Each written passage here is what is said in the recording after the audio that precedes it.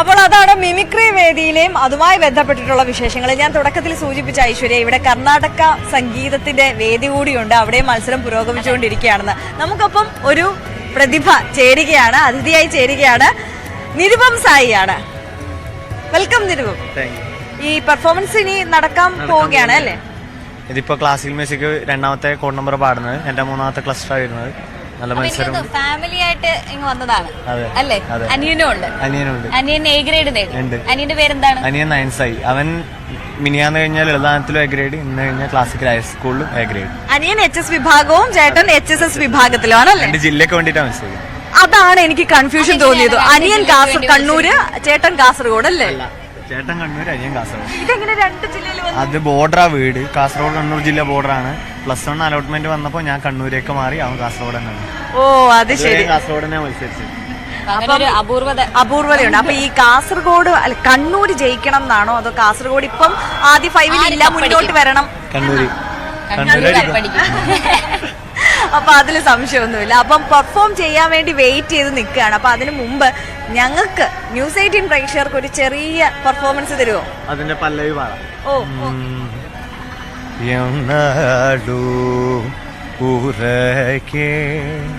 യുന്തു ವಜೂತಮುಯವರ ಅಡಿಗೆ ವರುಲೇದ ಶ್ರೀರಾಮಾಯಣಾಡು ಊರಗೆ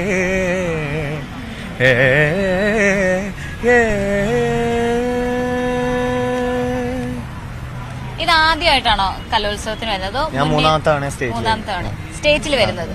ഓക്കെ, അപ്പൊ നേരത്തെ കാസർഗോഡിന് വേണ്ടിയാണ് വന്നത്. കാസർഗോഡിന് 8th വന്നു. കഴിഞ്ഞ വർഷം കണ്ണൂരിന് വേണ്ടിയിട്ടാണ് മത്സരിച്ചത്. അപ്പൊ കഴിഞ്ഞ തവണ നിരാശയായി. പക്ഷെ കഴിഞ്ഞ തവണ ഇല്ല, അല്ല കപ്പടിച്ചില്ലല്ലോ. അതാ ഇല്ല, പക്ഷെ കണ്ണൂരിന് നിരാശ. അതെ അതെ. അപ്പൊ എത്ര നാളായിട്ട് സംഗീതം പഠിക്കുന്നുണ്ട്?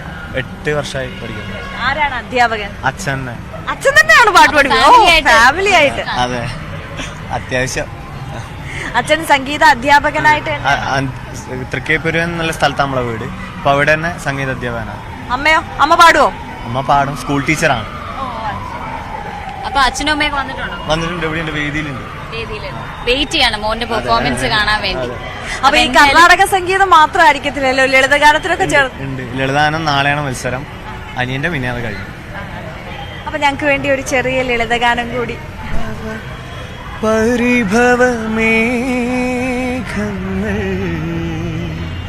പതിയേപ്പിയുമേ പേരറിയാത്തൊരി പൂമിടയിൽ പാതിരക്കാറ്റിൻ പ്രണയാർദ്രനേണിൽ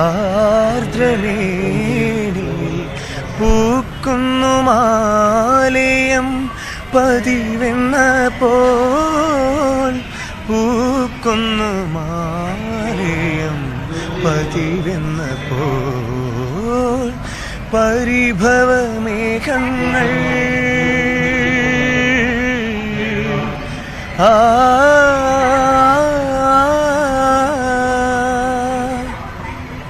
വെരി നൈസ്, വെരി നൈസ്. ഭയങ്കര സൂതിങ് ആയിട്ടുള്ള ഒരു സൗണ്ടാണ് കേട്ടോ നിരുപമിന്റെ. അപ്പം നിരുപമ, ഈ പാട്ടിന്റെ പ്രൊഫഷൻ അതിൽ തന്നെ മുന്നോട്ട് പോകാനാണോ ആഗ്രഹം? അതാണോ അംബീഷൻ? അതെ അതെ തന്നെയാണ്. അച്ഛന്റെ പാതയിൽ തന്നെ പോകണം. പക്ഷെ അതിന്റെ കൂടെ ഒരു പാഷനും പ്രൊഫഷനും ഒരുമിച്ച് കൊണ്ടുപോകും. അപ്പൊ വേറെന്താണ് പ്രൊഫഷനായിട്ട് സ്വീകരിക്കാൻ? ടീച്ചിങ് മേഖലയാണ് ആഗ്രഹം. അപ്പൊ അമ്മയുടെ ടീച്ചിങ് പ്രൊഫഷൻ ആക്കണം, അച്ഛന്റെ നിരാശയില്ല, അമ്മയ്ക്ക് നിരാശയില്ല. അതെ അതെ.